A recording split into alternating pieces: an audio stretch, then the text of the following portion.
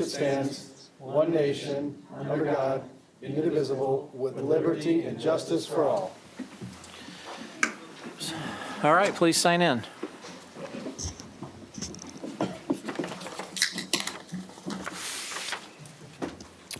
Five members present. Okay, Ryan, any changes to the agenda? There is one change to the agenda. We removed the executive session at the end of the meeting because it was determined that was no longer needed. Okay, Who approve the agenda as amended? Second. all right, please vote.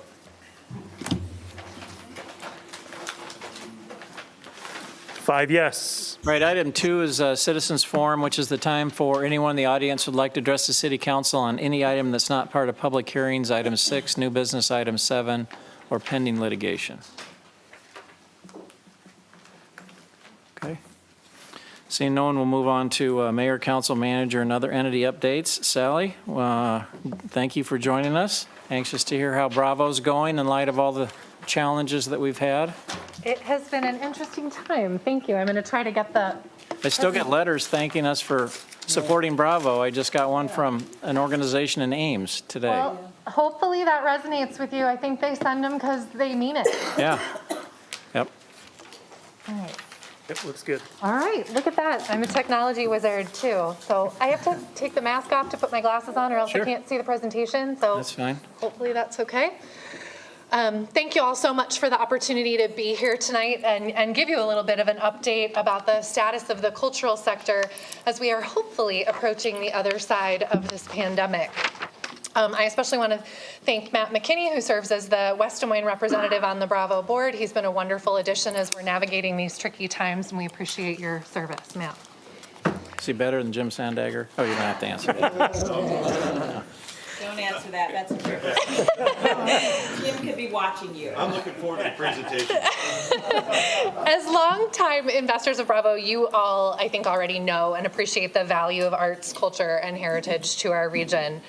You know that our cultural nonprofits play an essential role in driving creativity, innovation, and quality of life.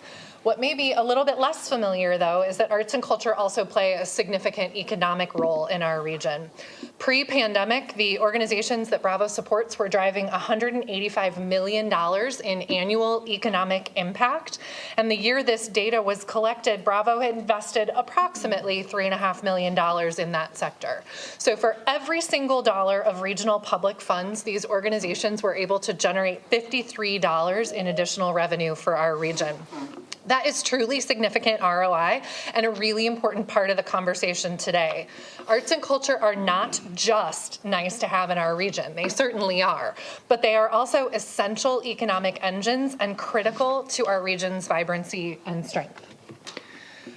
Unfortunately, no sector was hit harder than the leisure and hospitality industry, which includes museums, historic sites, arts, and entertainment with the onset of the pandemic.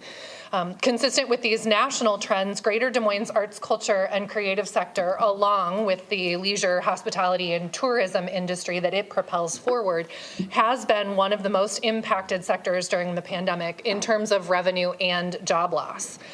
In Iowa, the state, this translated to more than 4,500 jobs lost between February of 2020 and April of 2021. Unfortunately, these losses persist. As recently as February of 2021, job losses at arts organizations were nearly 5 times higher than the average of all nonprofits, simply because of the work that they do, the nature of the work that they do. Moving from employment to organizational impact, the financial devastation really cannot be overstated. Total financial impact is now up past $45 million, and approximately 40% of that loss is being carried by organizations in Polk County. And 70% of organizations in Polk County are still reporting they expect severe financial impact to continue. Although Bravo isn't a traditional arts organization per se, we, of course, were also hit hard by the pandemic. We did everything we could to ensure that we remained not only a strong funding partner to the cultural organizations we support on your behalf, but also to ensure that we were good stewards of your investments, making sure to keep those cultural partners top of mind in all decision making.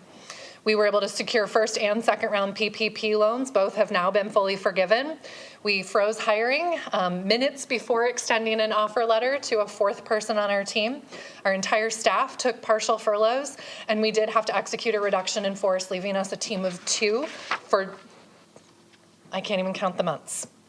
Anyway, it was a while. So we did everything we could. Despite our loss of revenue, I'm so proud to say that in response to the pandemic and the drastic need of the arts and culture organizations Bravo supports, we actually invested more in FY20 and FY21 than we ever have before. This was entirely strategic. At a time when many of the organizations, the revenue streams they relied on were cut short or fully dry, Bravo felt that it was incumbent on us to maximize investments as a bridge through the worst of the pandemic. We've heard from many of our cultural partners, and hopefully you have too, that this decision was critical to their ability to stay alive over the last 18 months, knowing that they could count on Bravo. Unfortunately, it's clear to see that this model is not sustainable. Moving forward, Bravo will have to shift to investing on a cash basis, only awarding what we have in the bank. Of course, this will impact Bravo overall, but the larger concern obviously is for the 75 organizations that rely on Bravo funding, and we do anticipate long-term impact. Although many activities are returning to semi-normal operations, the tail on the pandemic will be long. Like many of our cultural partners, it will be years until Bravo sees a return to pre-pandemic revenue. And based on conservative pre-COVID growth of an average of 3% a year, Bravo was anticipating revenue nearing $5 million in FY20 and continuing to increase. Given the pandemic, we saw a 20% revenue reduction in FY20. We were down 50% compared to pre-pandemic in FY21. FY22 is budgeted at 65% of pre-COVID levels. We aren't anticipating being back to where we were on a trajectory to be until FY24. What that translates to is a loss of approximately $6.75 million of hotel motel tax revenue that will not be distributed to the cultural organizations in our community that rely on us. Obviously, substantial impact. The revenue losses are particularly significant when there's so much potential to leverage arts and culture to transform Iowa's communities and invest long-term in the future that we want to see. With the right resources, our region has the opportunity to develop visionary multi-year recovery initiatives that capitalize on the unique ability of the arts and cultural sector to stimulate economic recovery. Certainly lots of opportunities out there, but some of the immediate ones are stabilizing organizations and supporting revenue generation, looking beyond grant making to strengthen the creative economy and build a more resilient sector to weather future disruptions, and certainly driving economic recovery, resilience, and growth through an expansion of resources for creative placemaking, putting arts and culture at the center of more sustainable and inclusive community development. Across all of these initiatives, we think these investments could be transformative for the long-term competitiveness of our region and state if we had the money. We're still thinking big is the point of that. We still think there's a great opportunity for Bravo to continue to serve in this role as a steward of funding for the cultural sector. We just have a little ways to go.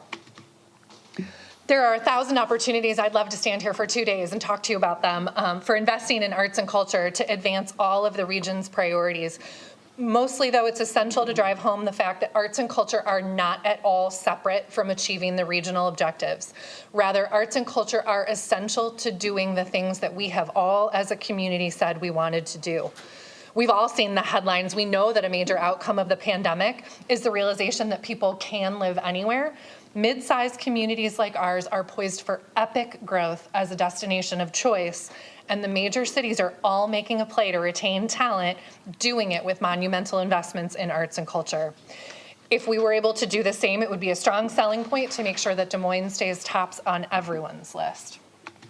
So as our community imagines and creates what the other side will look like, I really appreciate the opportunity to talk about some of the impacts on our sector over the last 18 months and to hopefully plant the seed of the value of placing arts and culture center stage as we imagine the future. I'm happy to take any questions. some of the individual participants of Bravo, I thought there was a special federal program, Stages and something, where they could, I thought there was a significant amount of money available through that program for some of the arts and culture we have. Do we have any idea of the ones in town who got money and how that came out? You're talking, Mayor, about the federal COVID relief programs? Yeah. Relative to arts and culture? Something, Save the Stages and something. SVOG, the Shuttered Venues Operating Yeah. Grants, Yeah.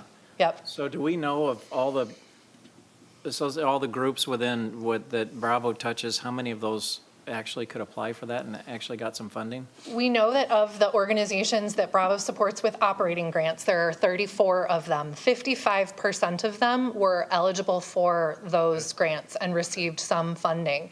It's obviously the size of the funding depended on the size of the loss and the timeline for the processing. While it's been tremendous and we're grateful for all of the federal investment that's coming in, these one-time monies are really kind of backfilling losses as opposed to building for the future. But I can get you a report. It's easily accessible if you're interested. And Sally, as I recall from our board meeting, was that last week or the week before? I mean, I think that was 200 part of years the consideration in this latest round of grant making. Is that fair? We did take that into consideration, trying to spread. We're spreading the peanut butter pretty thin right now, so we are taking into account who has received federal funding in the past. Yep. Well, and I think it seems like our hotels are picking up a lot better than a lot of other regions with everything that's going on. I mean, as I drive around and I see some reports on the occupancy, it seems like we're getting back a little quicker than maybe some people thought and maybe better than some areas. I think opening the Rexplex will help. I think all that, hopefully our area recovers faster than anyone else with what we have going on. Yeah, yeah. I just want to say, Sally, it's been about a year and a half I've been on the board, and I often come back to our council meetings and report on different activities that are going on. And one thing I do want to highlight, though, is, over the course of the time that I've served on the Bravo board, one thing that has come out very clear is that Bravo, and Sally in particular, has been incredibly mindful of the spend that they make in order to be highly effective and efficient with the taxpayer dollars. And we heard it tonight, you saw it on the screen, at a time where things were very difficult, they did a reduction in staff. They did a lot more grant making than they've ever done with half the staff. Right. So I just want to, point that out. I mean, it's not lost on me or the other members of the board, everything that you've done to get through that. And the second thing I'd point out is when I got on the board, one of the things that the board had already gone through is the strategic planning process. We talked about it here, but I want to draw attention to it. That resulted in a community member, the West Des Moines Historic Valley Junction Foundation, no longer being eligible for grants through Bravo because of the criteria. And as part of that, myself and Matt Hagee, formerly with the West Des Moines Historic Valley Junction Foundation, shared a call with Sally. Sally helped walk them through that. And I think we continue to explore maybe methods in which, now with Steve there, we ought to kind of have those conversations going forward as to see, what it is that the foundation might be able to do to qualify in the future. So I just wanted to call it back, very responsive to that and willing to engage on it. So thank you, Sally. So that decision regarding the Historical Valley Junction Foundation. Can you do your microphone, please? Oh, sure. Yep. I'm sorry about that. Yep. Can you hear me now? Okay, good. That decision regarding the Historic Valley Junction Foundation it's up for consideration? No, it Is that is what we're something that saying, was or you're in adopted. just communications? Yeah, well, it's something I expressed my concern about roughly a year ago. It was something that kind of was underway as part of a strategic planning process when I joined the board. But despite the fact that they've adopted that, what I'll say, policy that prohibits the foundation from applying, Sally and her team are finding ways to help the foundation better understand what it is they may be able to do on a go-forward basis to be eligible in the future. I think, Important. Thank you. unfortunately, as of 6-8 months ago, what was happening there was not something that would qualify, but that doesn't mean going forward that they may not qualify. And you've been very open to finding a path or working with them with respect to their application. Well, and my understanding, too, is that I think Historic Valley Junction Foundation knew that the grandfather that was going to be expiring. So this wasn't, while none of us want this to happen, we knew it was coming. And I appreciate you looking into it and trying to figure out, what, if anything, they can do. You were very helpful, and I think you guys, you were very flexible and responsive and helped create a program where, we had several organizations here that were applying for funding, but the way that you guys have your program, you have to have your major mission, or the major part of your mission has to be arts and culture. It can't be a library that also, by the way, is going to do public art. But you found a way to come up with a program to be flexible, to help those type of organizations. You were responsive to the needs of the community.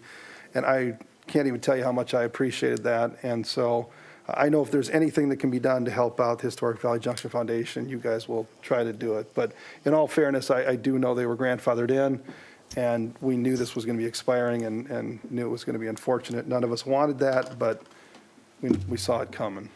Well, So, we've had conversations with Greg Edwards at the CVB as well. I mean, I think if I remember right, before the pandemic, we were donating $1 million about a year to Bravo and $1 million to the CVB out of the hotel motel taxes in West Des Moines. And we were just saying, hey, we've got some organizations here that would love to get some of that funding back. So I've always heard great compliments about you and Bravo and everything you're doing. So thank you. Thank you. We take Yeah. our role as stewards of your funding very, very seriously. Yeah, and I really appreciate, too, the work that Bravo has done to elevate the arts and whatnot. And I also want to say I appreciate that Bravo will consider diversity of the arts. We have come a long way in the way in which we look at arts. And there is just lots of pop-up organizations that are trying to center their hearts and mind around diversity and equity and inclusion. And I just want to say from my voice here at the table that I encourage you to continue to use that lens and filter that lens and support the art that does offer diversity and equity and inclusion as a part of what its mission is. So I appreciate that you all do focus on that, but I would be remiss if I didn't emphasize the need and desire to make sure that that continues to happen. Thank you. All right, thank you, Sally. Thank you. All right, Greg. Oh, yeah, sure.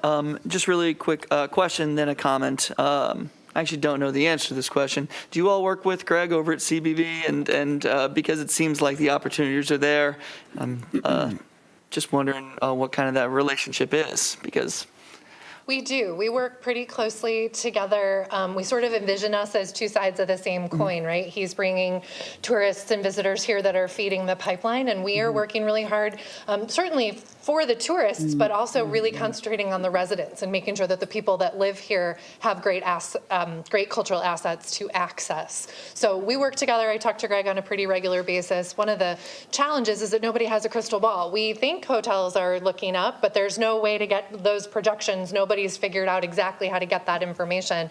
But Greg's been terrific about sharing reports with us, access to data that he has through his relationships with hotels, so that we can be a little bit further ahead on the planning. awesome. And on a personal note, just kind of, as a high school teacher, I always see students who are interested in the arts. And so the fact that Bravo exists, it really demonstrates to them that there is a future down that road. And so I just wanted to personally thank you and all the work that you're doing, because it allows for an expansion of horizons for a lot of students. So thank you so much. Thanks for saying that. Okay, great. Thank you. Thank you very much. Thank you. All right, item 3B, I don't know, Tom or Chief Scott, the CALEA reaccreditation, which kudos to the police department. I know that's not easy. That's a lot of resources. We go way back. I had the privilege of actually going to Cincinnati for the presentation when I first got elected mayor. And it's even brought more emphasis to me on why it's important for that accreditation to occur, but it doesn't go unnoticed that there's a lot of resources that go into that.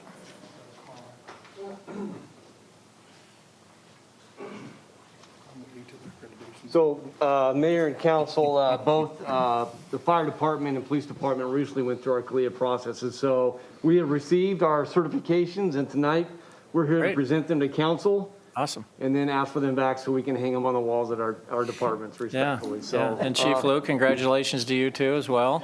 Thank you, Yeah. Like Chief Scott said, they went through CALEA, we went through the CPSC process. Both of us are standing here because we have good accreditation managers. Mine is Deputy Chief Matt Lehman. It's always an enlightening process, and we're always happy to get through it. Sure. But I can tell you, I've been doing that state of the city now for 15 years and emphasize public safety, and I keep saying our surveys are 90+% of our residents appreciate public safety in light of an environment where it's not, a lot of people don't appreciate it. But to be able to say that we're one of, when we tried to figure it out, a dozen or so cities in the United States that have all 3 public safety departments nationally accredited, you can just see the appreciation of all of the citizens and business owners when they hear that statistic, because the last time I Googled cities in the United States, there was over 19,000. So I think it sends the right message to the community, but I think it helps get the results, the survey results, as high as we get them because of the quality of the public safety services that you provide. And I think it's good every few years to be able to look at the policies and procedures to see if there's other agencies around the country that have maybe figured out a better way to do something, and we just kind of stay on the leading edge of those policies that make sense for our community.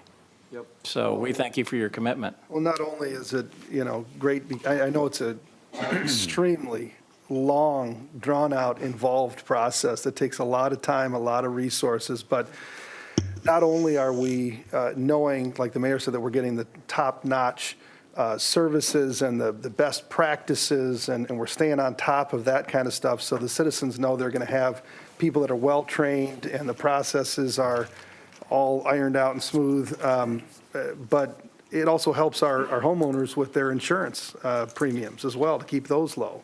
I'm not sure a lot of people realize that, but it does help significantly with that as well. So not only are we getting the best, most trained professionals coming to respond to emergencies, but they're also getting a reduction in their insurance premiums because of that, so.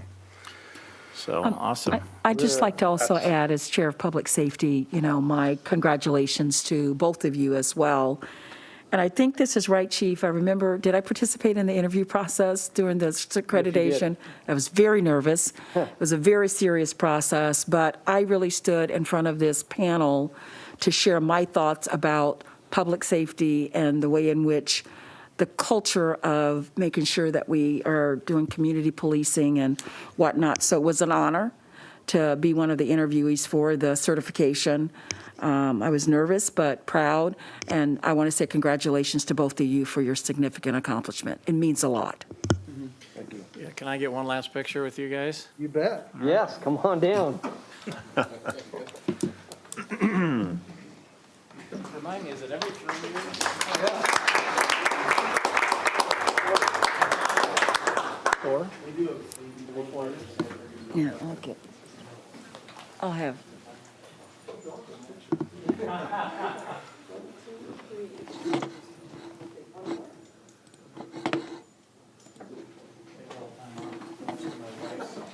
All right. How many years is this again?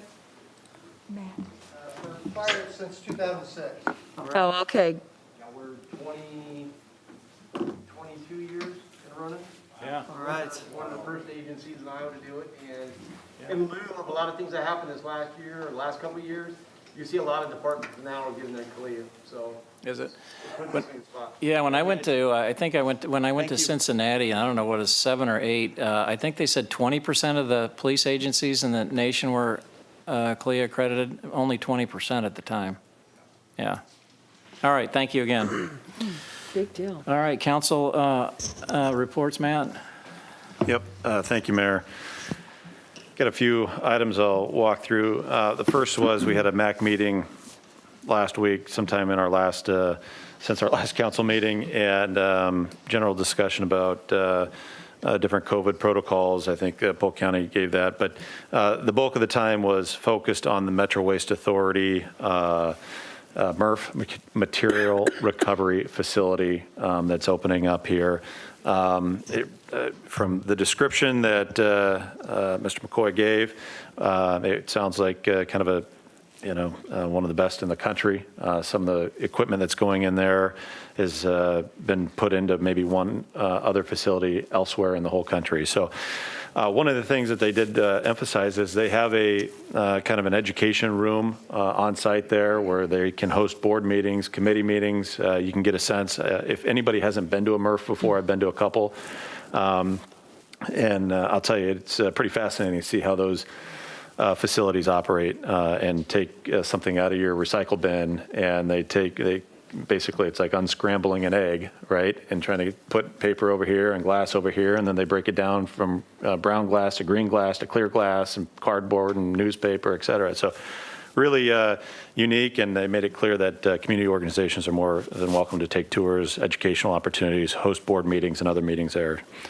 The second thing is we had, Mayor, thank you for appointing me to the Icon Water Trails organization, and they had our first meeting last week as well. Talked about how West Des Moines' commitment is about $41,000 to be a part of that. They did identify several different organizations that are still considering participation in that. Those entities are the City of Ankeny, Carlisle, Pleasant Hill, Van Meter, as well as Dallas County and Warren County. So in the event that you all are connected with anybody in leadership positions in any one of those locations, might be good to reach out. Last Thursday, I think it was, I had the opportunity to spend a little bit of time with Sally and the folks from the Parks Department on the Sugar Creek Greenway Trail out there as a ribbon cutting. And I'll tell you what, really a beautiful area, fantastic trail. It really goes towards the quality of life projects that the city continues to build out. It's great to see that trail kind of connecting to the new school district out there. And it's how, we anticipate building out that marathon loop. And so it was a beautiful afternoon and really fun to see that project continue to move forward. So thank you for the invitation, and congratulations on a successful launch of that trail.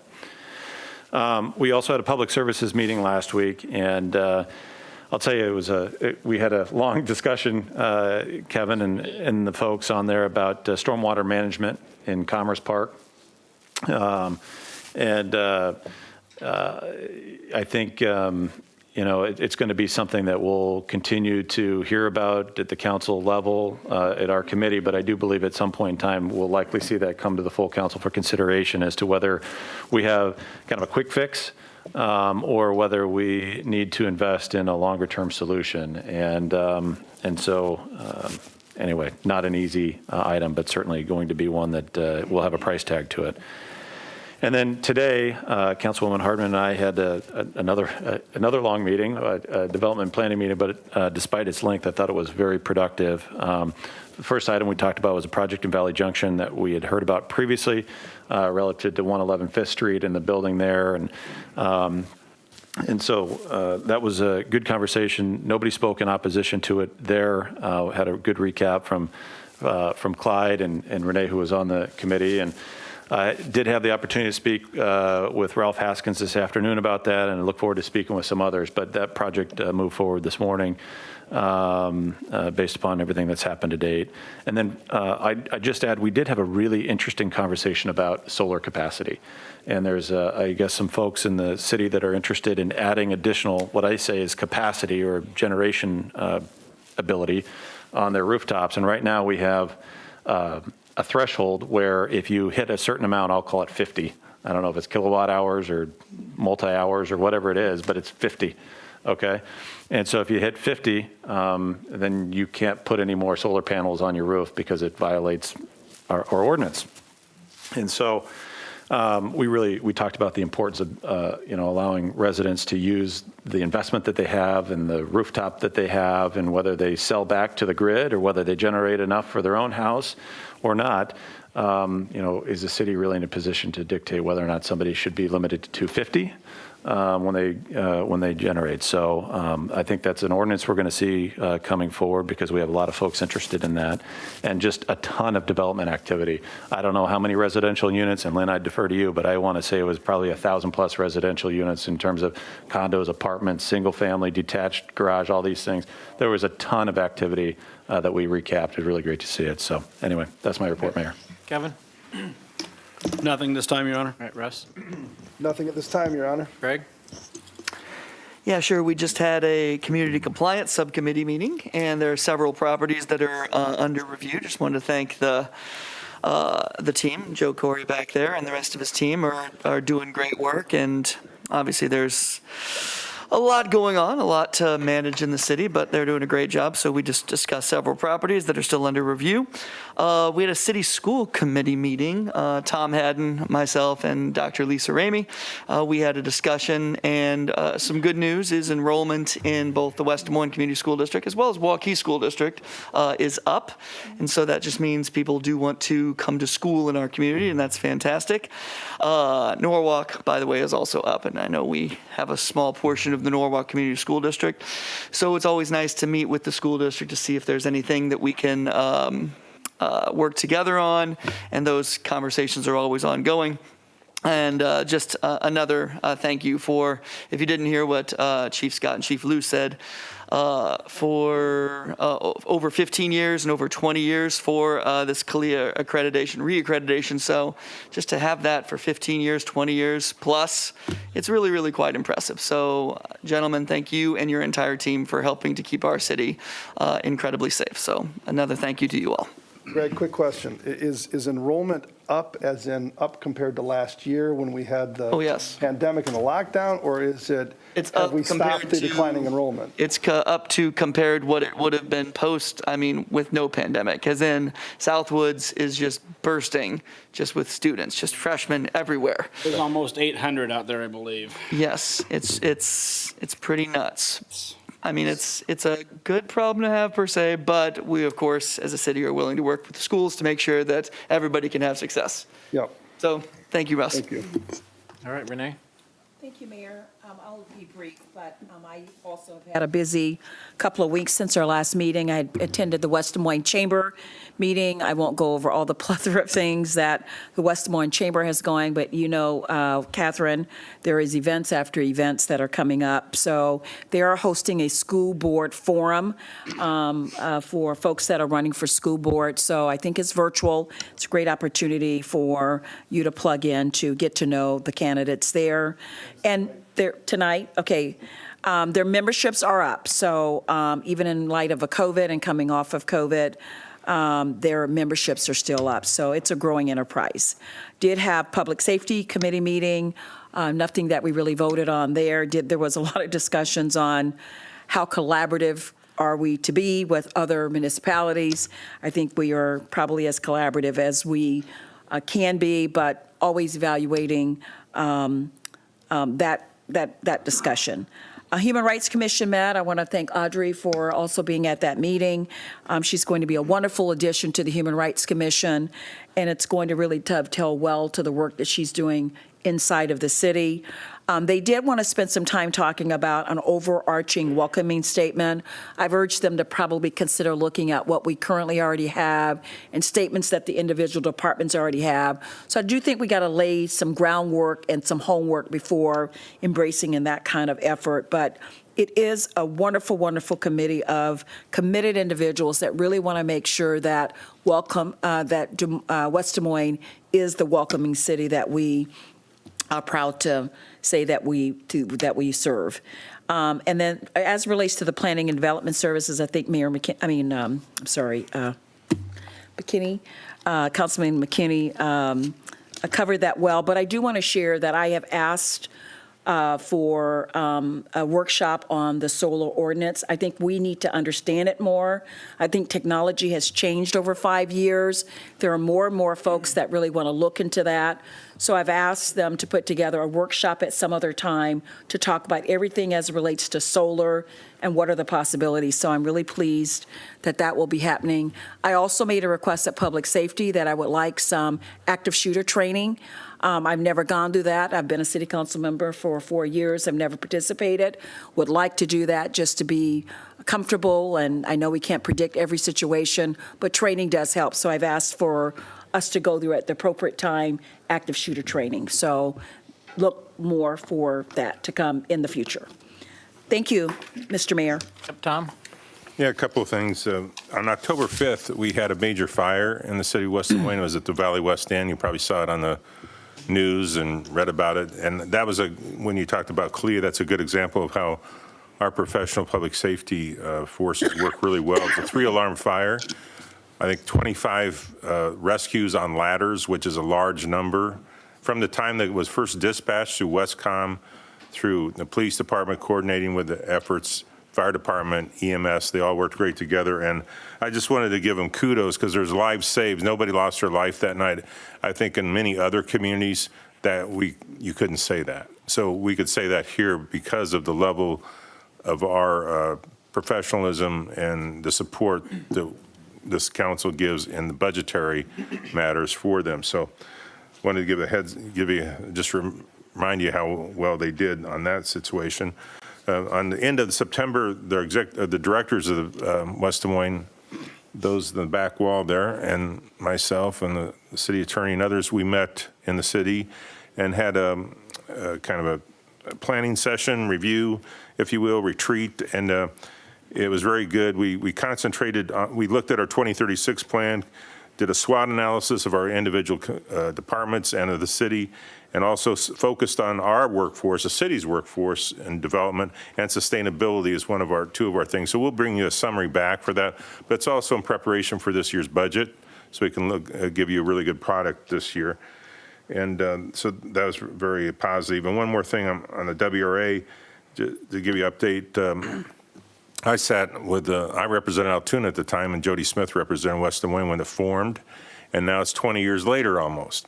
So that makes you really feel old. But one of the major things you had to look at was, are they going to, City of Des Moines, continue to operate, be the operating agency of the WRA?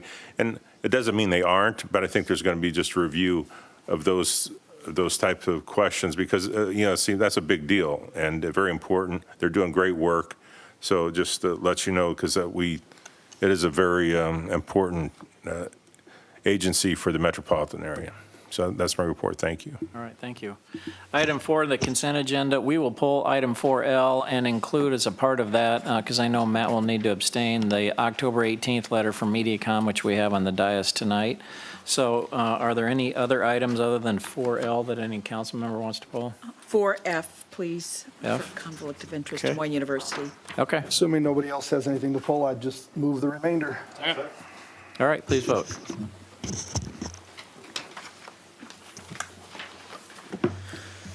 Five yes. All right, 4F is a motion to approve the addendum to the Mid-American Energy Rexplex lease and hold harmless agreement, Des Moines University Osteopathic Medical Center. And I know Renee's on that board of directors. Move approval. Second. All right, please vote.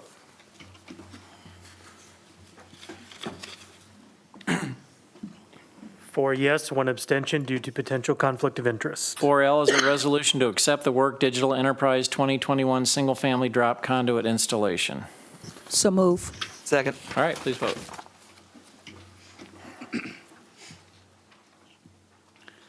Four yes, one abstention due to potential conflict of interest. Okay, item 5, old business, 5A, West Des Moines, City of Cumming annexation moratorium and subdivision review agreement, city initiated. This was continued from the September 7th and October 4th council agenda. It's a resolution to approve the agreement, and I know we noted at the last meeting that there were no changes on the boundary. There are questions about why Cumming wanted to renew it 2 or 3 years early, and what we've been provided is they're entering into an agreement with Norwalk, and they'd like both annexation agreements to be on the same term. Anybody else have any other questions? Move approval. Second. Okay, please vote. 5 yes. Item 6, public hearings. Item 6A, the council's, the applicant's asking to withdraw this, and it'll come back through planning and zoning city council at a later date. Move approval. Second. All right, please vote.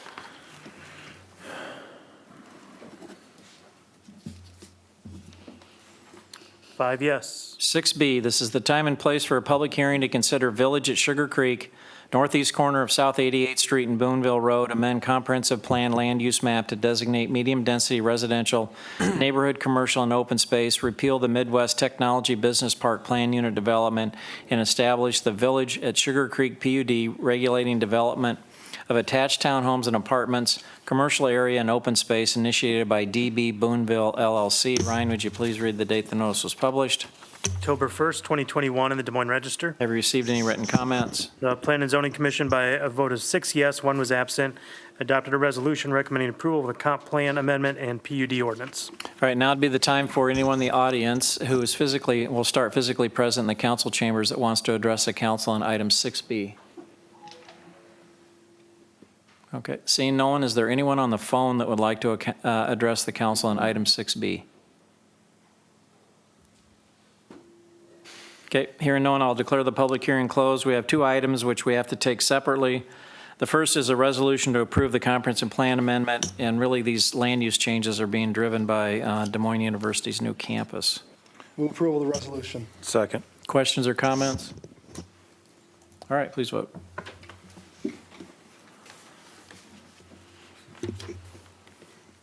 Five yes. Item 2 is an ordinance for the first reading. Move consideration of the first reading. Second. Questions or comments on the ordinance? All right, please vote.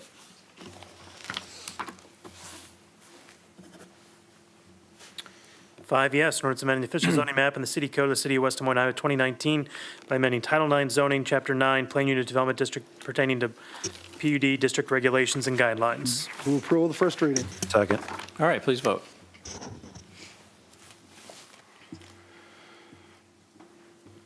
Five yes. 6C, this is the time and place for a public hearing to consider amendment number 12 to the amended and restated Mills Parkway Urban Renewal Area initiated by the city of West Des Moines. Ryan, would you please read the date the notice was published? October 8th, 2021, in the Des Moines Register. Have you received any written comments? None, Your Honor. All right, now would be the time for anyone in the audience who would like to address the city council on item 6C, and we'll start again first with anyone physically present in the council chambers. All right, seeing no one, is there anyone on the phone that would like to address the council on item 6C? Okay, hearing no one, I'll declare the public hearing closed. It's a resolution to approve the urban renewal plan amendment, and there are no outstanding issues. Move approval. Second. Questions or comments? I would just say this came through F&A, and this amendment can basically be summed up by receipt of the federal money that we got, and then a lot of projects that didn't happen, and we're moving the money forward. So it's the majority of it. All right, please vote.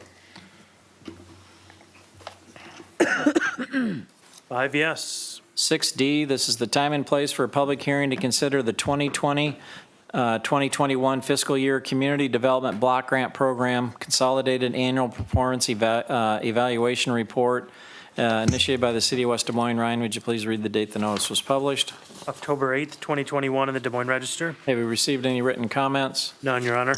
All right, now would be the time for anyone in the audience who would like to address the council on item 6D, and again, we'll start with anybody physically in the council chambers.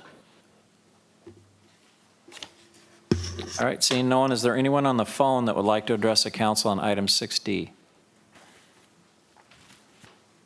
Okay, hearing no one, I'll declare the public hearing closed. It's a resolution to approve the report.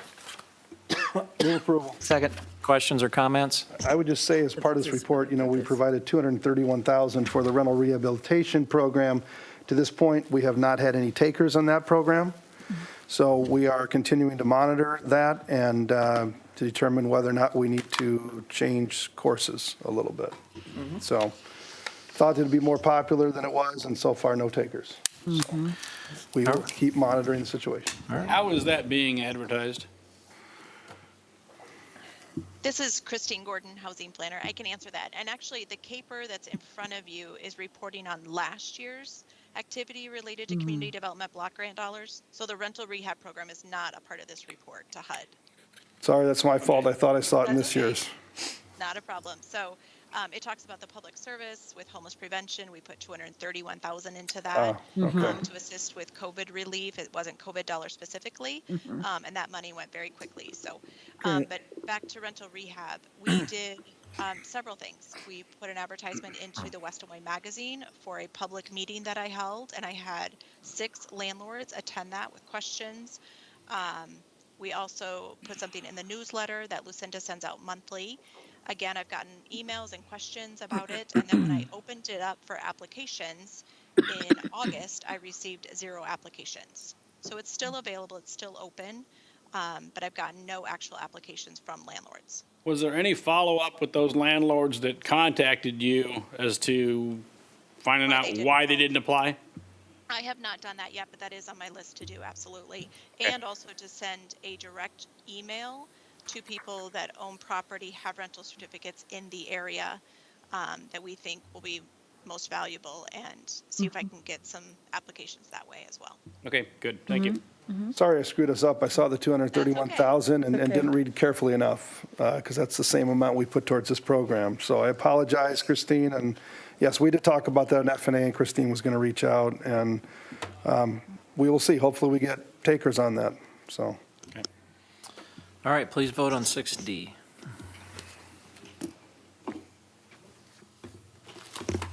Five yes.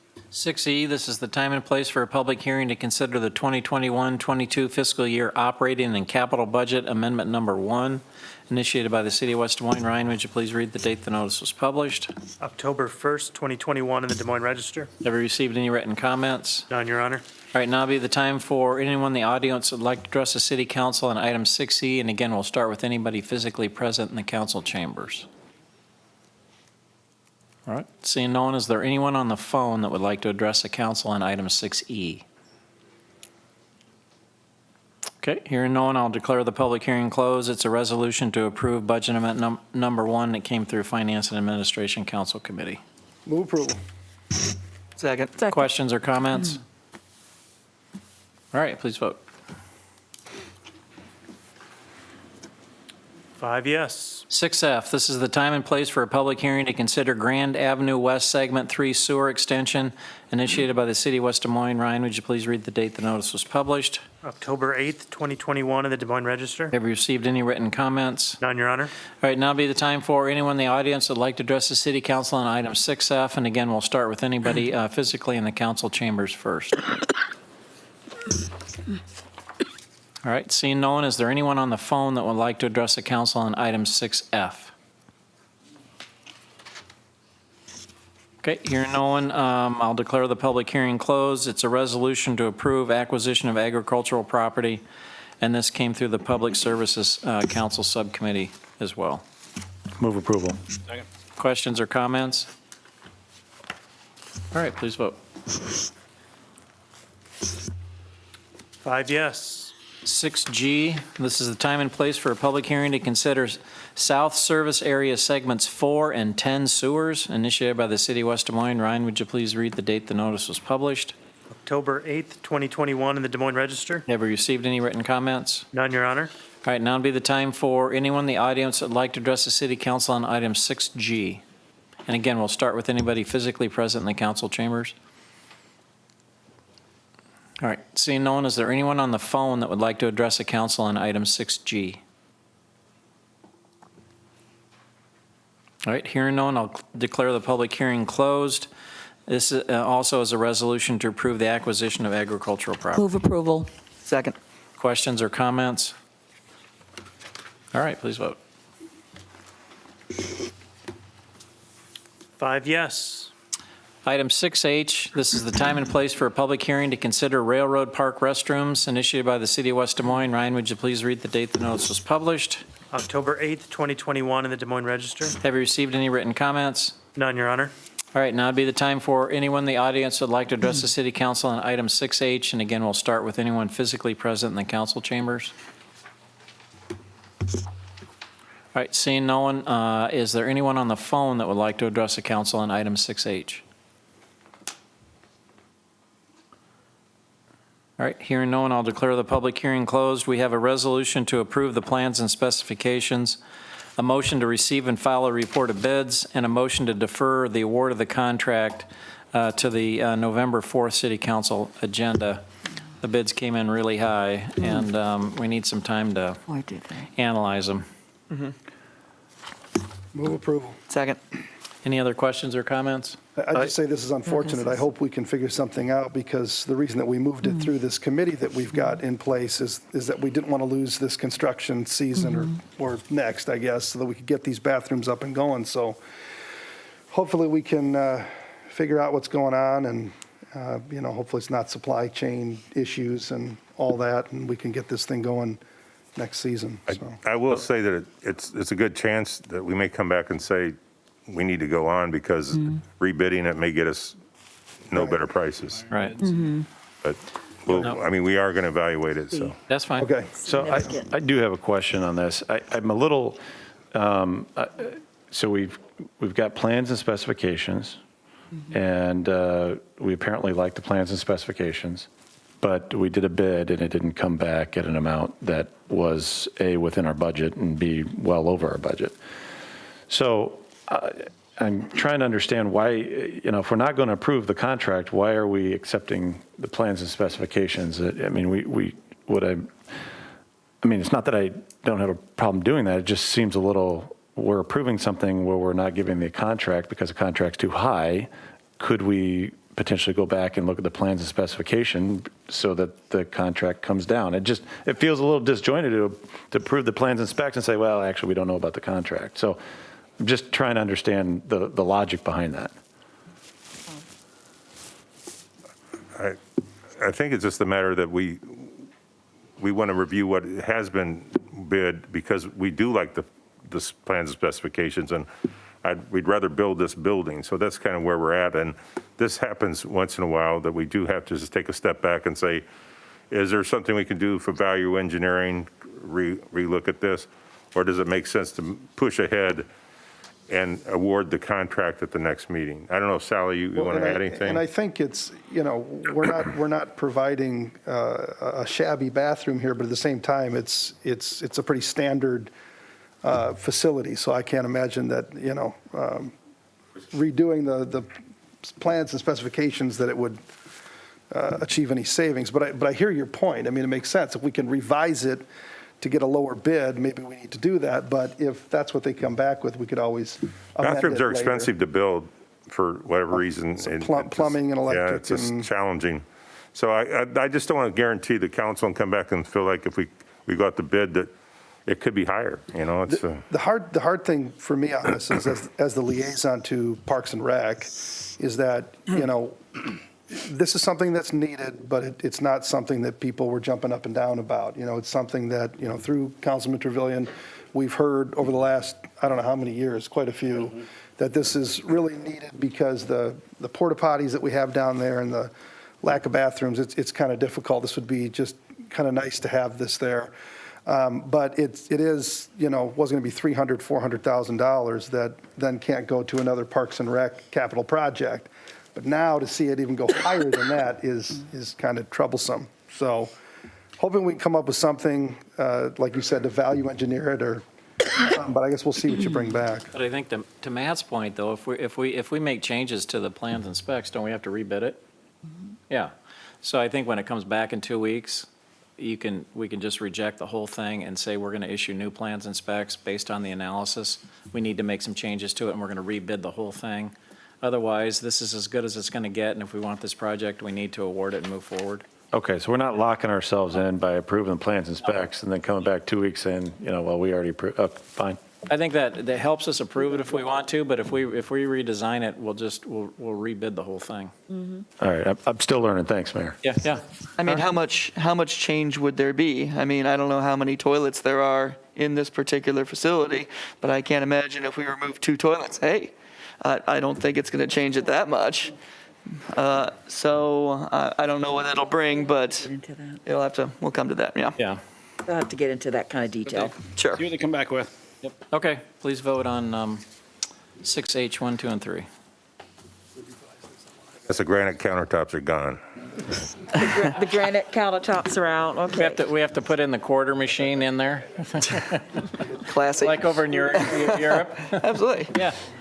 Maybe gets a It's toilet. European. Yeah. All right, item 6I, this is the time and place for a public hearing to consider 8th Street reinforced concrete box repair initiated by the city of West Des Moines. Ryan, would you please read the date the notice was published? October 8th, 2021 in the Des Moines Register. Have you received any written comments? None, Your Honor. All right, is there anyone in the audience that would like to address the city council on item 6I? And I'm going to say with repairing a reinforced concrete box, I'll take anyone that's here or on the phone at the same time. Oh, goodness. All right, seeing and hearing no one, I'll declare the public hearing closed. We got two resolutions and a motion which we can take together, and it came through the Public Services City Council Committee. Move approval. Second. Questions or comments? All right, please vote.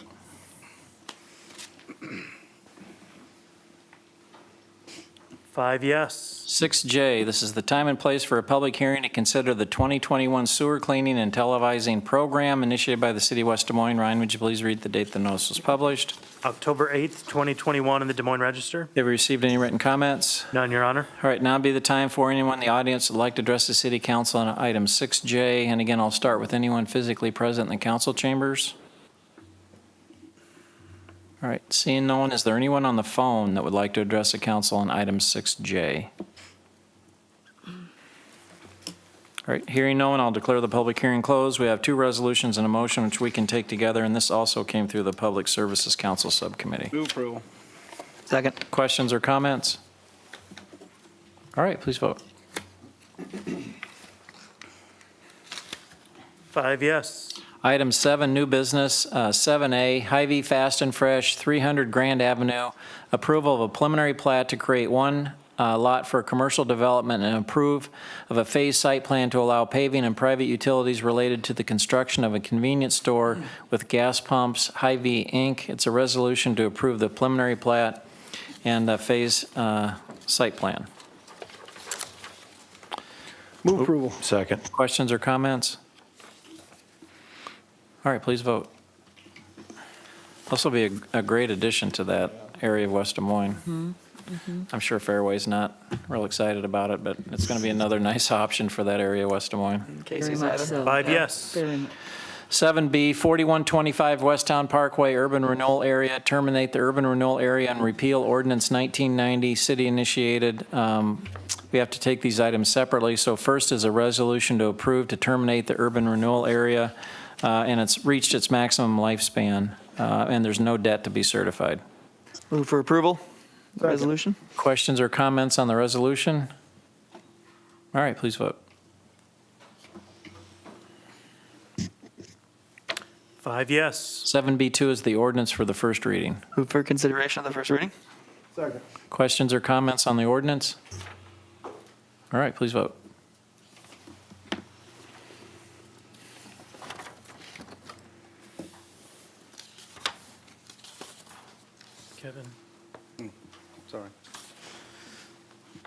5 yes, an ordinance repealing ordinance number 1990, providing for the division of taxes levied on taxable property in the 4125 Westtown Parkway urban renewal area in the city of West Des Moines, Iowa. Move for approval of the first reading. Second. All right, please vote.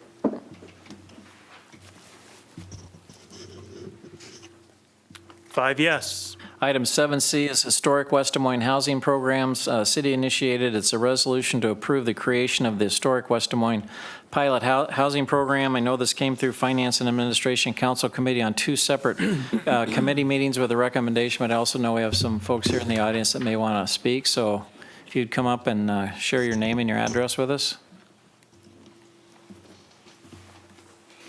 Hi, thanks, MJ. I live on 2nd Street down in Valley Junction.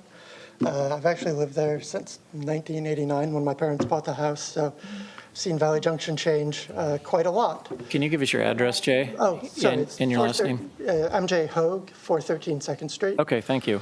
Yeah, and you know, the neighborhood's changed quite a lot since then. There's actually news coverage of my dad canoeing down 5th Street during '93. So anyway, like, I walk down the neighborhood a lot, and I see a lot of houses that make me really sad because they need some love. So I very much appreciate that this city is willing to help people finance improvements. That said, I saw looking through things earlier today, I saw the rental acquisition program in there, and that I thought was interesting, and I think that in particular you guys should strike and rethink a little bit, because right now it effectively amounts to a giveaway to house flippers, with the city buying rental properties and then selling them to developers at a loss, which I think there are better ways to spend that money. one option would just be to look at like who are the landlords, right? If we have landlords with shitty properties because they're slumlords, let's address that problem. If we have landlords with properties in need of improvement because the landlords simply, they're small-time landlords who don't have the capital to make improvements, maybe the city can loan them money or something. But either way, I think there are ways to do it. Or like if the goal is strictly to make them owner-occupied, the city could sell, rather than selling the house at a loss to a flipper, could sell the property at a loss to the people who are already living there. So like I said, I think there are ways to do it that are either revenue generating for the city or that directly help the people already there. So which program did you say we should consider? Which one? He's looking, we've got a rental acquisition. Let me explain what we're looking at doing. It's for any properties that are, pretty dilapidated, like you said, the landlord's not keeping them up, and to see if they would be willing to, and we do have another program for that, by the way, that we have the rental rehab program that we just talked about moments ago.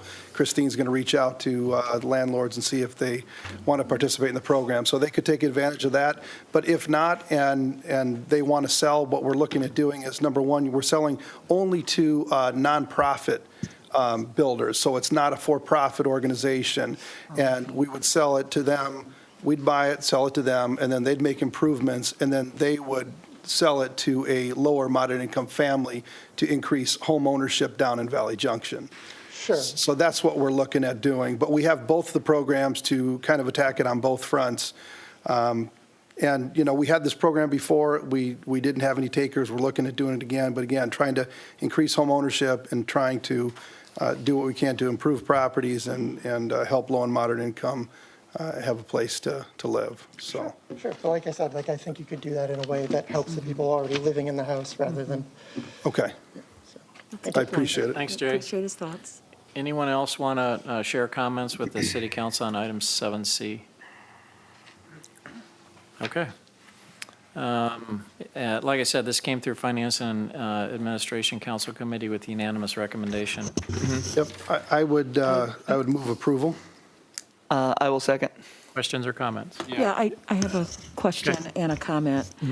I want to first of all say that in reading this particular 7C, column Peakeys, this was wonderful reading, actually, to really get an understanding of the plethora of things that the city is trying to do with the plethora of diverse kinds of interest is significant. I mean, I wrote so much on this that it's just unbelievable, the kinds of things. So I want to thank the council for this. I know it's vetted through FNA. I appreciate your creativity and all of this. Really good stuff. I do have a question, is that for the Historic West Des Moines Pilot Housing Program, it says that the pilot will be run for 3 to 5 years, and I want to just ask, pilots to me seem to be a little bit shorter, 1 to 2 years or whatever. So are we, 5 years for a pilot seems long. Tell me how you came up with 3 to 5. Well, so the program is going to be contingent upon, it's a public-private partnership, and it's going to be contingent upon Clyde and I being successful in going out there and meeting with the private organizations and raising the money, and then the city's going to match the money 1 for 1. I think it's going to take some time to get the program up and running, to have applications, and then we want to run the program over a number of years. So it's going to take some time, if we're successful in raising the money, to be able to get the money out the door and manage the program. And really, we've had, how long did we do the property tax rehabilitation program? We still have that, even though it's a pilot program. So I don't know, Clyde, can you elaborate on that? Councilmember Trimble was really right on. It's going to take a period of time to see the success of the program. We've indicated what our target is in each of the programs for each year.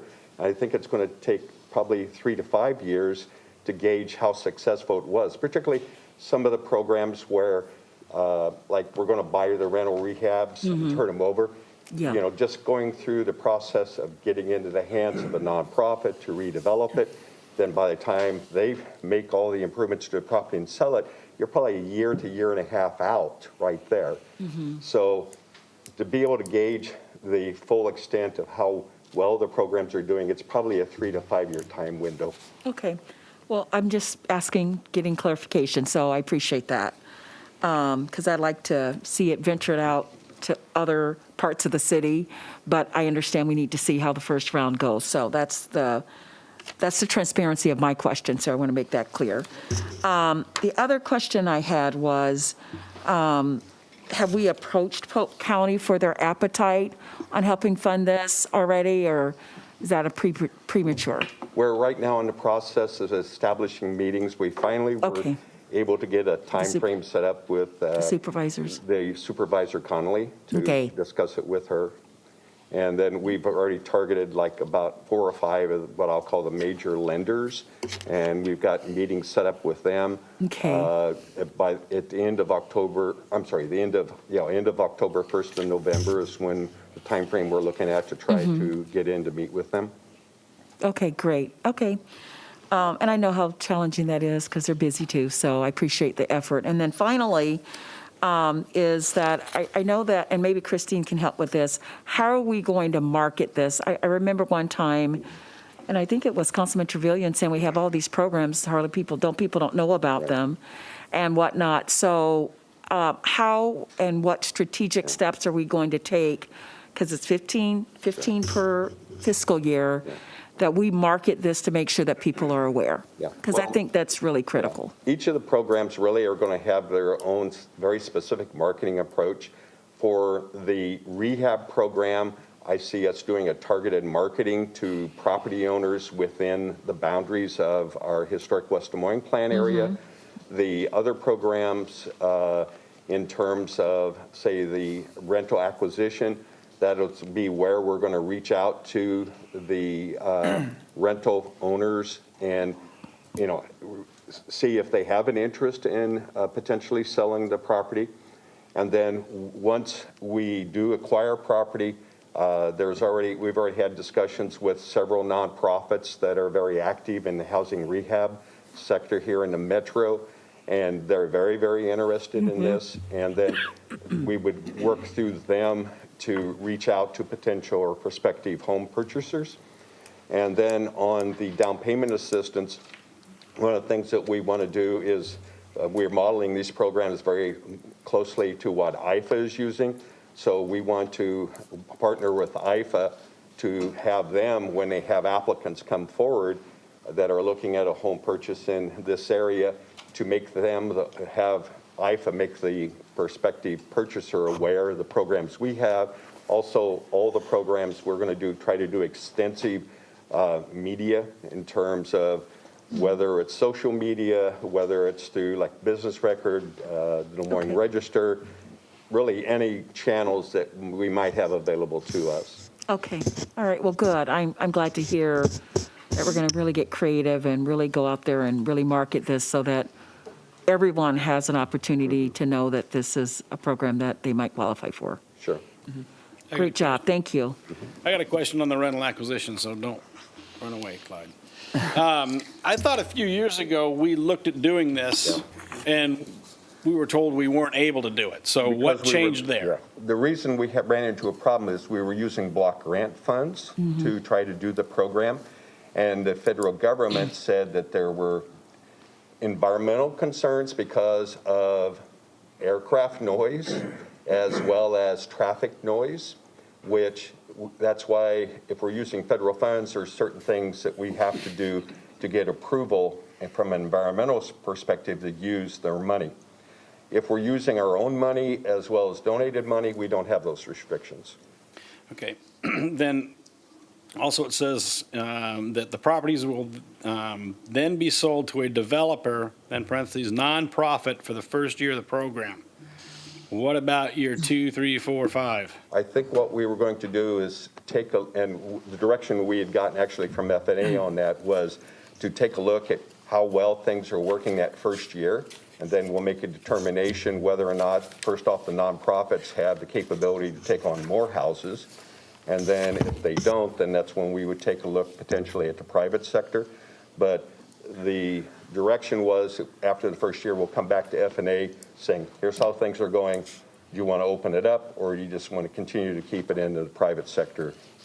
Okay, well, I think it needs to be spelled out then in this paragraph, exactly that, because the way I read this is that just for the first year, it has to be a nonprofit. After that, it's open for anybody, because it doesn't say that we're going to reevaluate it after that first year. We certainly So can make that needs to be fixed. change, yeah. Second of all, what happens if, or maybe it's third of all, what happens if we buy a house and there's asbestos in it, and then we're going to turn around and sell it to somebody to rehab it? Who is on the hook for the asbestos abatement?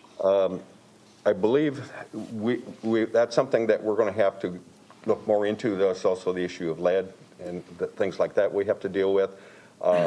I think that we would be able to transfer the property to a nonprofit as long as they're made aware that that's an issue, and then we're looking to sell these as is.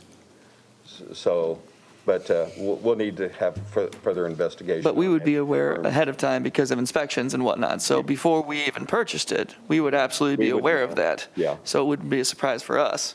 Well, we might be aware of it.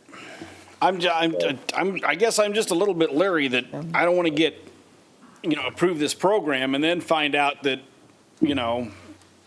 Well, we've got a whole lot more money we got to come up with to abate something. Councilmember Hudson pointed out, we would know before we buy a property, if there appears to be too many issues like that, then we would probably pass on purchasing of the property. Well, but a lot of these houses have asbestos siding on it that has now been covered up with vinyl siding or whatever else that we may not know about. Typically, what we would do is have an environmental consultant to come in to do those analyses. We've had those situations come up before when we've done rehabs and stuff on property. So usually they're pretty thorough in terms of discovering, is there something underneath the vinyl siding or aluminum siding, that type of thing, so.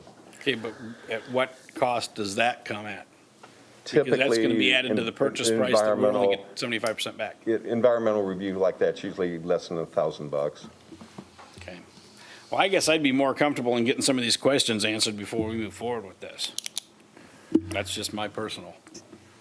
So can I ask a couple items? Because Kevin, I appreciate some of the things you mentioned there. I had written down here kind of, will the city carry the risk for liability, financial issues, or potential environmental concerns? And so it sounds like you're thinking through that. I think we're heading in the right direction.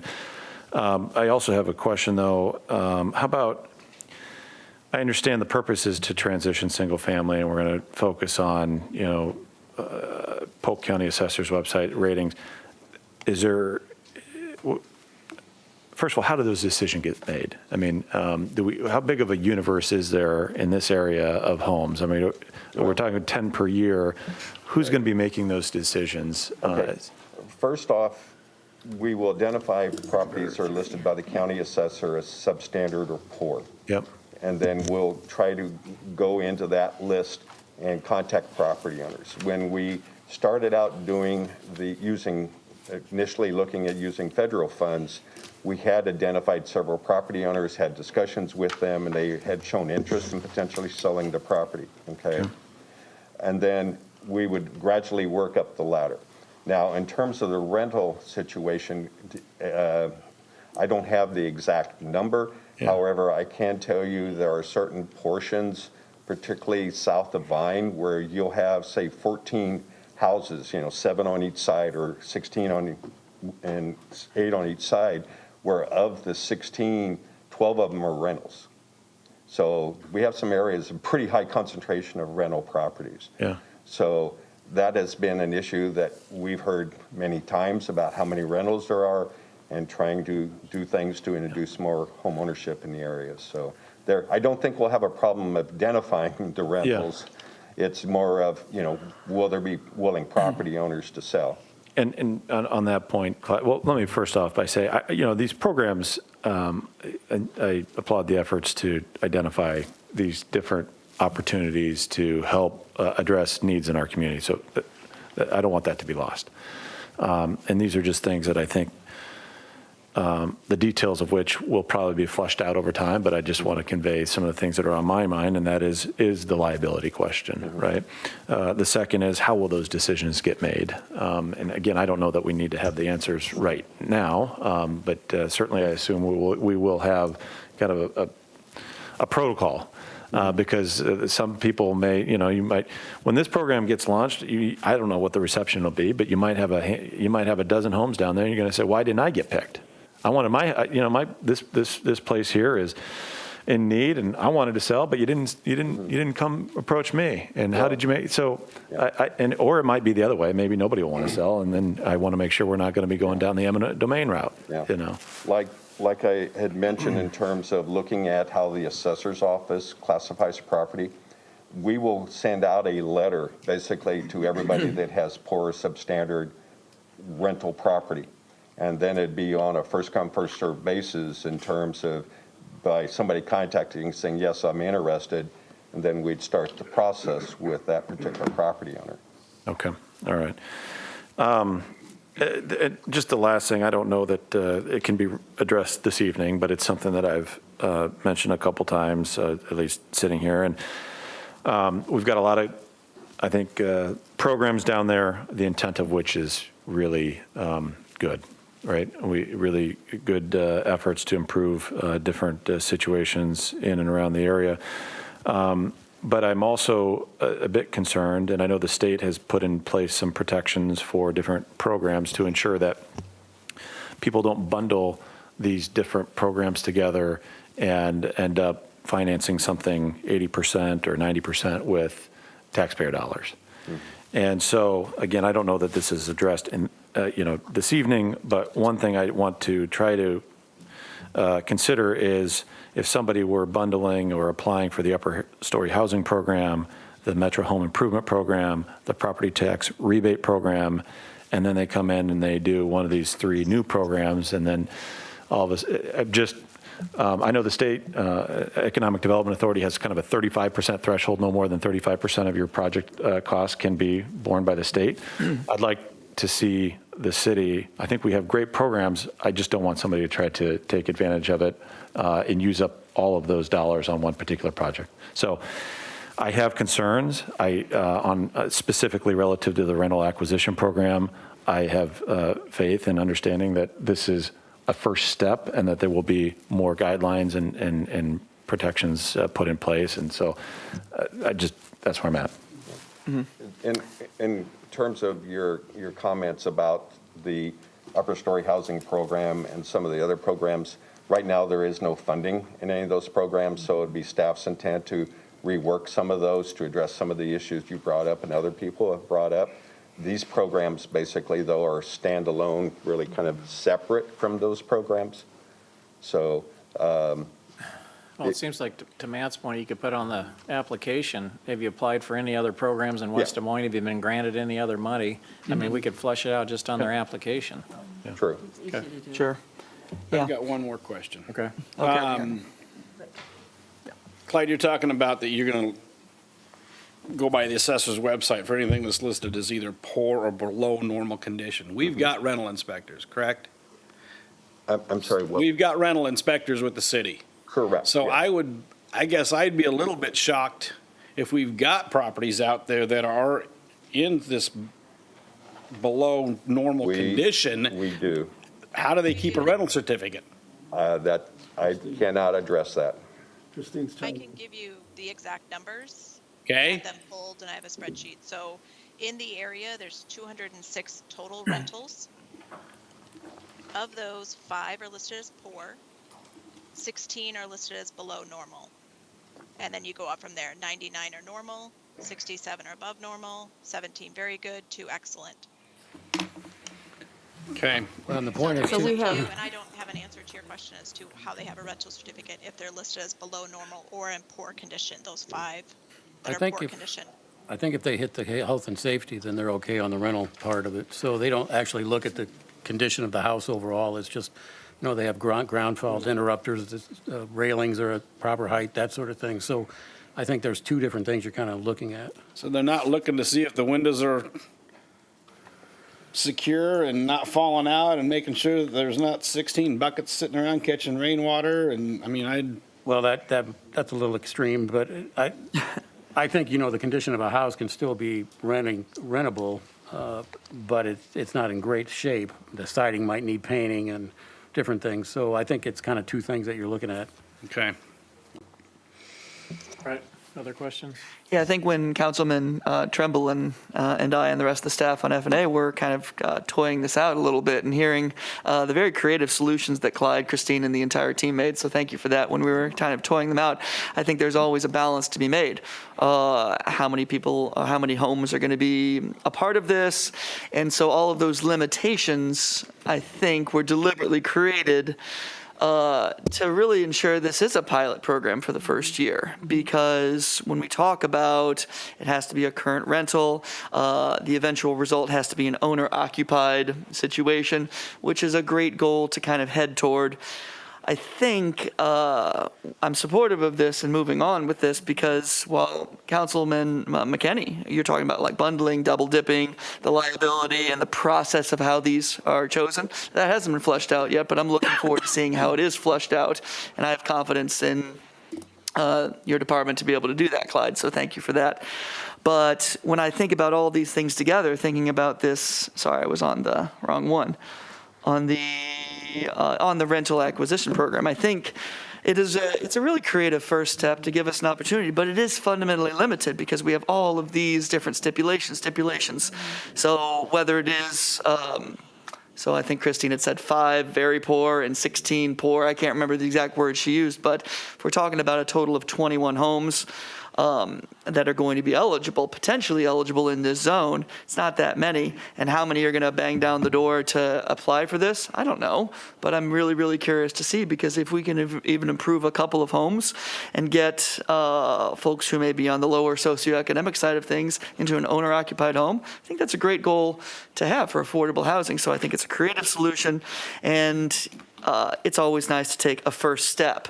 Also, I should appreciate that I want to share my appreciation for Clyde and his team reaching out to private entities who are going to donate to be a part of this as well, because I think that's a creative public-private partnership to really increase the number of funds in this program. So I want to thank you for that. And hopefully we can get community organizations, private banks, businesses to donate to play a role in this, because I think that's a really creative solution too.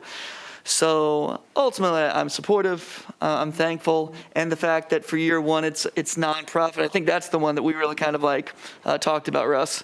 Just this needs to be nonprofits with the Habitat for Humanity, whoever it might be, to really see if they can make it work. So the fact that it's nonprofit for that first pilot year is essential. And Kevin, I agree with you. If we could make that more solidified, that nonprofit for the first year, and for future years, we will reevaluate. Not instead of for future years, it will be open up, and I think it's a little ambiguous in there. If we made it like that, I think that would be great. well, I'm going to move this with that caveat that we change You already it. had a motion. It's motion and a second, so you can ask for a friendly amendment. Well, I'd like a friendly amendment that we take that out and that it is a nonprofit, and it needs to be spelled out somehow that it is like Habitat for Humanity or some of these others out there, because I could go out there tomorrow, start up a nonprofit, but I'm making money hand over fist, and I don't like the fact that you've got somebody who could come in and open up a business just to make money off of the city. So somehow I think we got to get that tied down that. Well, one of the things that we would do is evaluate what is their capacity to do it, what is their prior experience. Both Habitat and Home Inc. have multiple years and multiple experiences that That's what certainly needs to show be that they can do tied, that.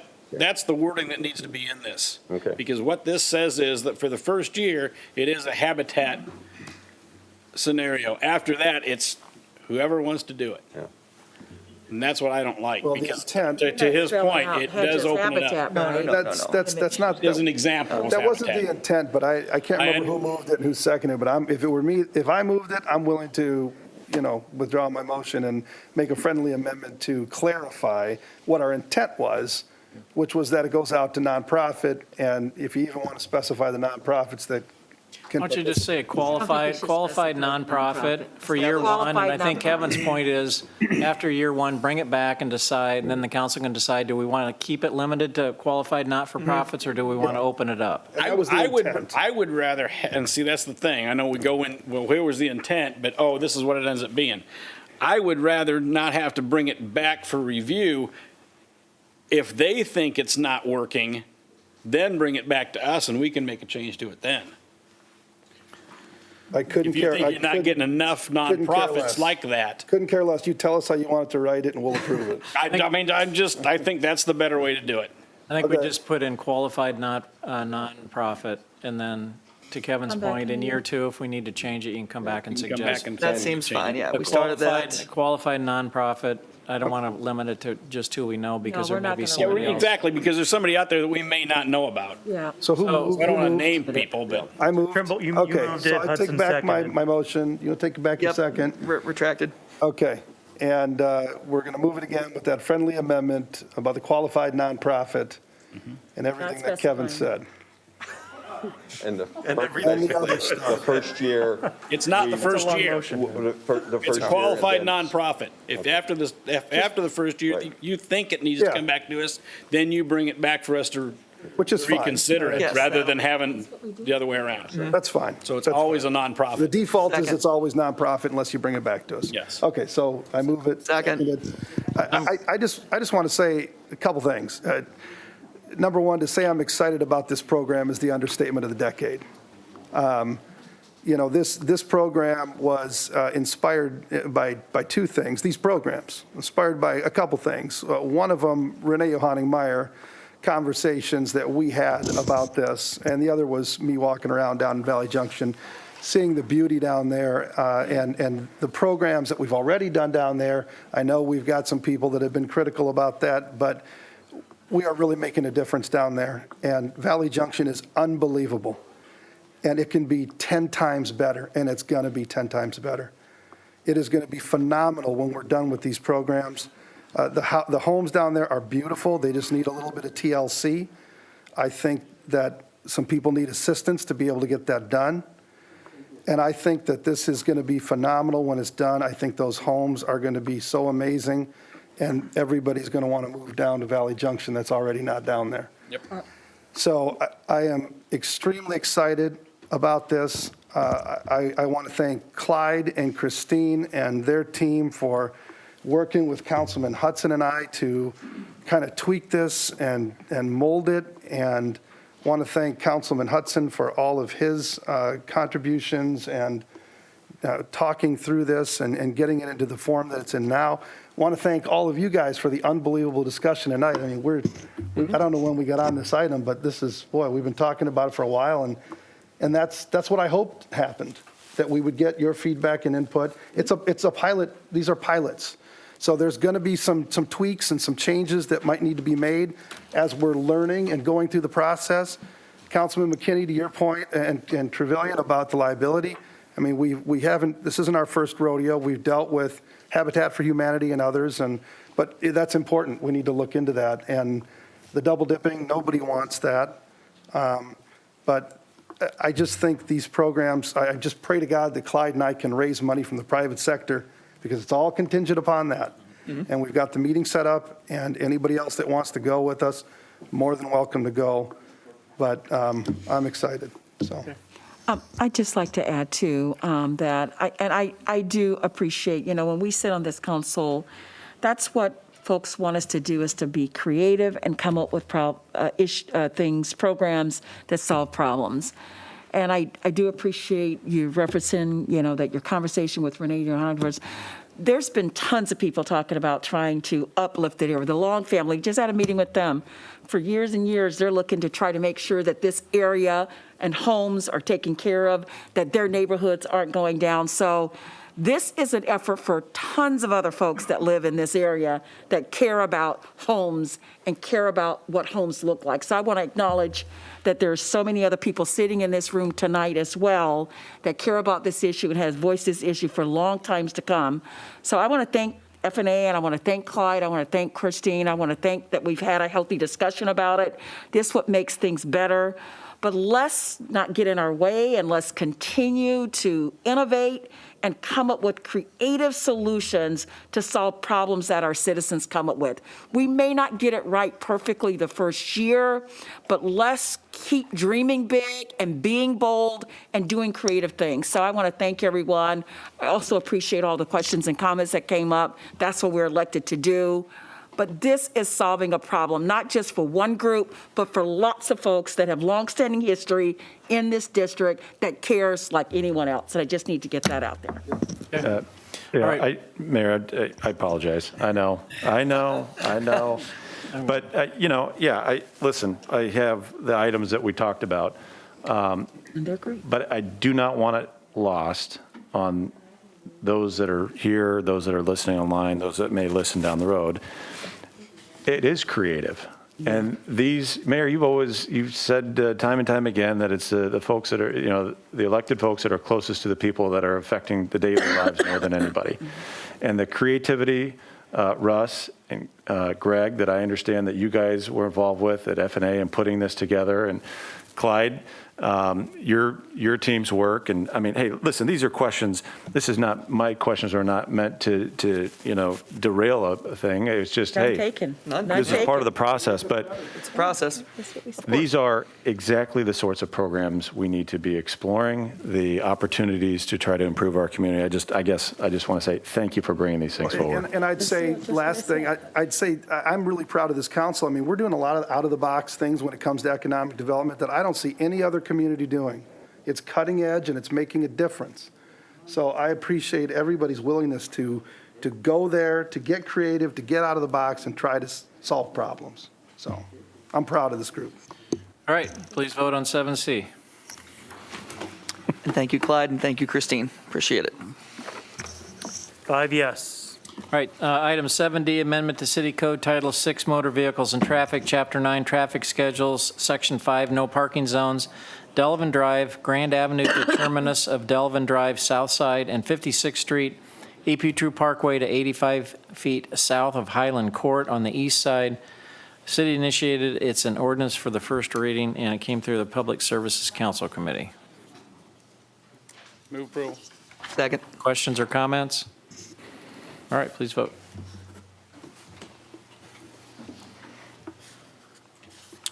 Five yes, an ordinance amending the city code of the city of West Des Moines, Iowa, 2019 by amending provisions pertaining to the traffic code relating to official traffic controls. Move approval, first reading. Second. All right, please vote.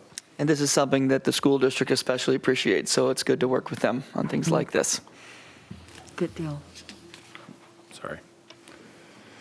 5 yes. Westridge can be crazy in the morning. 7E, amendment to City Code Title 6, Motor Vehicles and Traffic, Chapter 9, Traffic Schedules, Section 10, Special Speed Zones, Grand Avenue, 680 feet west of the West I-35 ramp to the western terminus of Grand Avenue. City initiated this also as an ordinance for the first reading and came through the Public Services Council Committee. Consideration. Second. Questions or comments? All right, please vote.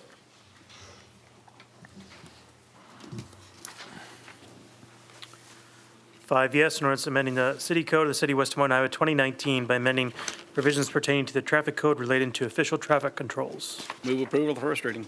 Second. All right, please vote. 5 yes. 7F, amendment to City Code Title 7, Public Ways and Property, Chapter 1, Streets, Sideways, and Alleys, Section 1, Use of Public Ways Restricted, allow approval of the use of city property for construction staging. City initiated this also as an ordinance for the first reading, and this came through the Public Services Council Committee at 3 separate meetings. Move consideration of the first reading. Second. Second. Questions or comments? Just a comment. I'm not going to vote for this. I don't think it's right to use city parking lots for staging of property for construction. I think we're opening ourselves up for problems, possible liability, damage to private property of residents or businesses that have cars parked in these parking lots, so I won't be supporting this. But Kevin, I guess I've got a question then. When we have properties down there with 0 lot lines and you don't support them putting it on other people's properties, which I get, this was a creative solution to try to solve that and address it. So what would be your solution? Let them bring in their materials on a daily basis as they need it and not take up streets, parking lots, or whatever else it might be. Okay. It's possible. It's going to raise costs a lot, but you've got to trust, to me, you've got to trust the city staff. They're not going to recommend using public property that's going to create huge issues going down the road, but to me, you got to have the flexibility to allow it. Well, and if we can help with the situation down there, it makes sense. That's what we're here to do.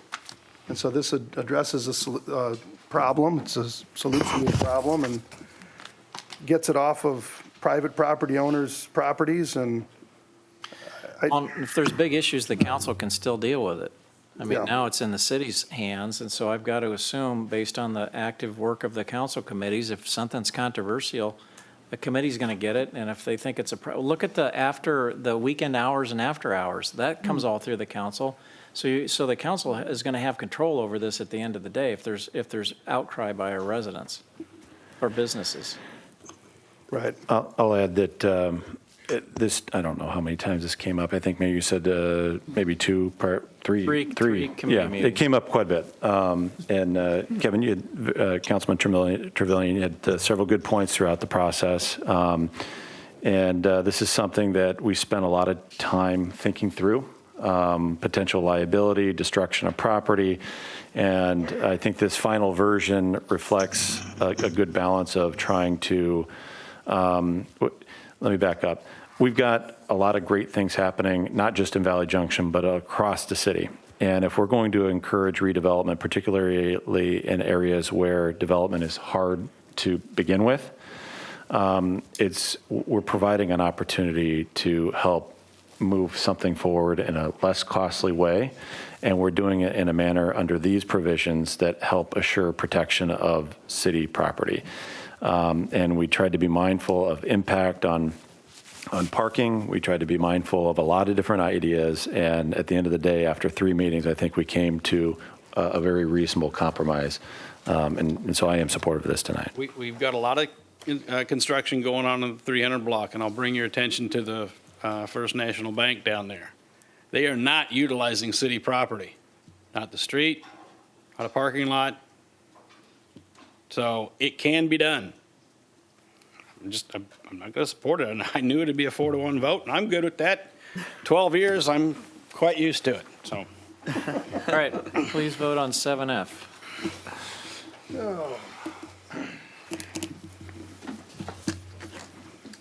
Kevin, looks like you voted yes. Oops, no, I hit the wrong one. You got to change it. One after. Change Wrong one. Already closed the vote. Follow your conscience. We'll reopen the Follow vote. your I conscience. thought maybe he just broke the no button from pushing it. No, yeah, I might have. All right. All right, please revote.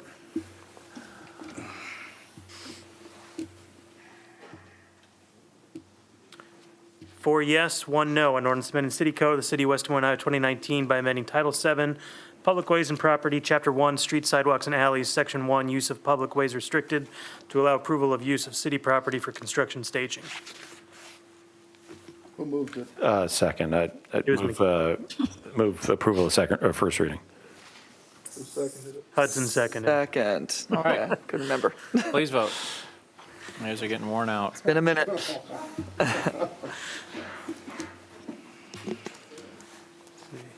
Renee, My yes button isn't working now? I guess. Gosh. Four yes, one no.